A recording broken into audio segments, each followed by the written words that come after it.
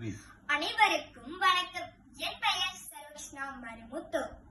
நான் ஹரிமானன் சாலை தமிழ் பள்ளியில் பயில்கிறேன். இன்று நான் கூறப்போகிற கதையின் தலைப்பு தங்க சிறகுகள் கொண்ட அன்னப்பறவை. ஒரு குளத்தில் அழகான தங்க அன்னப்பறவை வாழ்ந்து வந்தது. பக்கத்து கிராமத்தில் இருந்த ஒரு விவசாயி மறுஜென்மம் தான் இந்த அன்னப்பறவை. ஒரு நாள் அந்த விவசாயியின் மனைவி மலர் குளத்தில் தண்ணீர் எடுக்க வந்தார். அப்பொழுது அந்த தங்க அன்னப்பறவை அவளை பார்த்தது. அதிசயம் என்னவென்றால் அந்த அன்னப்பறவை அவர்களிடம் பேசியது. நான் தான் உன்னுடைய இறந்து போன கணவன். இப்போது தங்க அன்னப்பறவையாய் பிறந்துள்ளேன். உனக்கும் நம்மளுடைய பசங்களுக்கும் உதவி பண்ண வேண்டும் என்று ஆசைப்படுகிறேன் என்றது. என்ன, இதை என்னால் நம்பவே முடியவில்லை. சரி, உன்னால் எப்படி எங்களுக்கு உதவி பண்ண முடியும் என்று மலர் கேட்டார். அதற்கு அவர், நீ தினமும் என்னிடமிருந்து ஒரு தங்க இறகை எடுத்துக்கொண்டு செல்லலாம். அதை விற்று உங்களுக்கு தேவையான அனைத்தையும் செய்து கொள்ளுங்கள் என்றார். அதற்கு அவருடைய மனைவி, நீ சொல்வது நல்ல யோசனை. இனிமேல் நாங்கள் எதற்கும் கஷ்டப்பட வேண்டியதில்லை என்றார். காலங்கள் கடந்தன. தினமும் மலர் யாருக்கும் தெரியாமல் குளத்திற்கு வந்து ஒரு தங்க இறகை எடுத்துக்கொண்டு செல்வார். அப்படி இரு அழகிய வீட்டையும் கட்டிவிட்டார்கள். அப்போது ஒரு நாள் மலர், ஒருவேளை தங்க அன்னப்பறவை மட்டும் காணாமல் போனால் நான் என்ன பண்ணுவேன் என்று யோசித்தார்.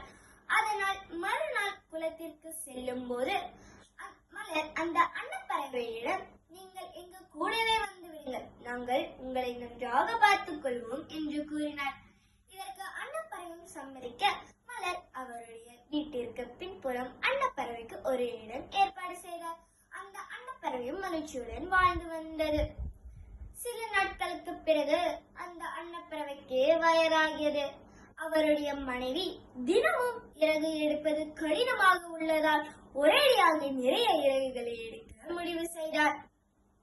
ஆதலால் அந்த அன்னப்பறவையிடம் சென்று, தினமும் ஓர் இறகை எடுப்பது எனக்கு ரொம்ப கஷ்டமாக இருக்கு. அதனால் சேர்த்து நிறைய இறகுகளை எடுக்க முடிவு செய்தேன்.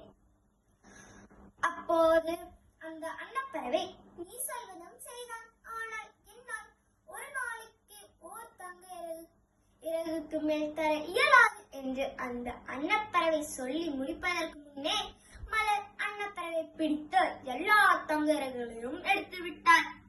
அப்போது அந்த எல்லா இறகுகளும் சாதாரண இறகுகளாய் மாறியது. அதற்கு அன்னப்பறவை, ஏன் பேச்சை மீறிவிட்டாய்? என்னால் ஒரு நாளைக்கு ஓர் தங்க இறகை மட்டுமே தர முடியும் என்பதை நீ புரிந்து கொள்ளாமல் உனது பேராசை குணத்தினால் உன் மதியை இழந்து இப்படி ஒரு காரியம் செய்து விட்டாய். ஆதலால் என்னால் கிடைத்த அனைத்து செல்வங்களும் மறைய கூறி என் சிறுவன் அவ்விடத்தை விட்டு வெளியேறியது. அன்னப்பறவையினால் கிடைத்த எல்லா செல்வங்களும் மறைய மீண்டும் ஏழையாகினார் மலர். இப்போது உதவி செய்ய அன்னப்பறவையும் இல்லை, யாரும் இல்லை. நண்பர்களே, இக்கதையிலிருந்து நாம் அறிவது என்னவென்றால், அதிர்ஷ்டம் நம் தலையெழுத்தை மாற்றும்போது அதை நாமே அழிக்க கூடாது. பேராசை பெரும் நஷ்டம். நன்றி, வணக்கம்.